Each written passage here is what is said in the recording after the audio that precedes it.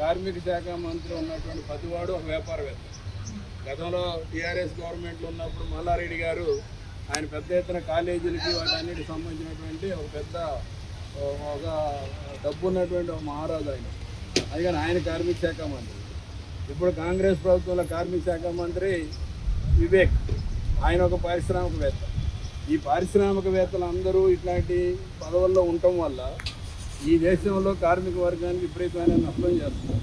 దేశవ్యాప్తంగా కార్మిక వర్గానికి కనీస వేతనాలు 26,000 రూపాయలు ఉండాలని మనం డిమాండ్ చేస్తున్నాం. ఇటీవల కాలంలో కొన్ని రాష్ట్రాల్లో కార్మికులు ఎక్కడెక్కడ మెరుపు సమ్మెలు చేసి కొన్ని విజయాలు సాధిస్తున్నారు. ఆ పోరాటంలో చూసుకున్న తర్వాత ఇప్పుడు ప్రభుత్వం కొన్ని కనీస వేతనాలు ప్రకటిస్తుంది. పక్కనే ఉన్నటువంటి కర్ణాటక రాష్ట్రంలో మొన్న మే 22వ తారీఖున కనీస వేతనాలను సవరించారు. ఎంత కనీస వేతనాలు పెరిగినాయి అంటే ఇప్పుడు దాకా ఉన్నటువంటి వేతనాల మీద 60% పెరిగినాయి. 60% వాళ్ళ వేతనాలు పెరిగాయి. అంటే మినిమం, అంటే మీలాంటి వాళ్ళందరికీ మినిమం వేతనాలు 19,000 రూపాయలు ఉంటే మ్యాక్సిమం వేతనాలు 31,000 రూపాయల దాకా ప్రకటించారు. ఏది మొన్న ఒక 4 రోజులు 5 రోజులు అయింది. మన రాష్ట్రంలో కూడా కనీస వేతనాలు పెంచారు.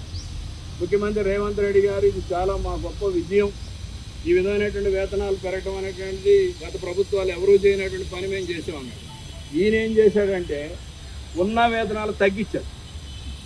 పెంచడం అనేటువంటిది జరగాలి కదా. ఇప్పటికే పొందుతున్నటువంటి వేతనాల కంటే ఒక 1000 రూపాయలు 500 రూపాయలు లేదా 800 రూపాయలు వేతనాలు తగ్గినాయి. పక్కన ఉన్నది కూడా కర్ణాటకలో కాంగ్రెస్ ప్రభుత్వమే. కర్ణాటకకి మనకి ఏదో ఒక 5,000 కిలోమీటర్ల దూరం కూడా లేదు, పక్క రాష్ట్రం.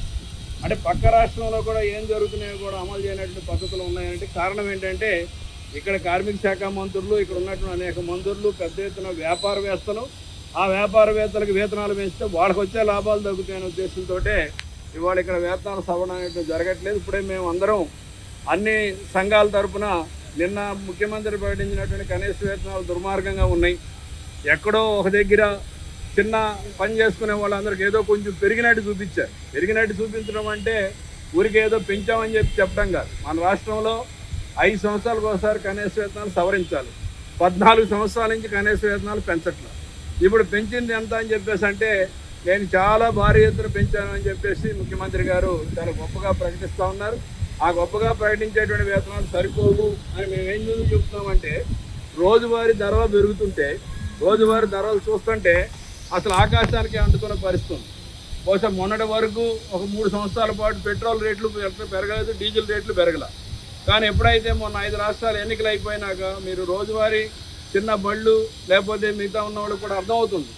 ఈ 10 రోజుల్లోనే 3 సార్లు పెరిగినాయి ఇప్పుడు వేతనాలు. 3 సార్లు ఇవాళ పెట్రోల్ రేట్లు డీజిల్ రేట్లు పెరిగినాయి.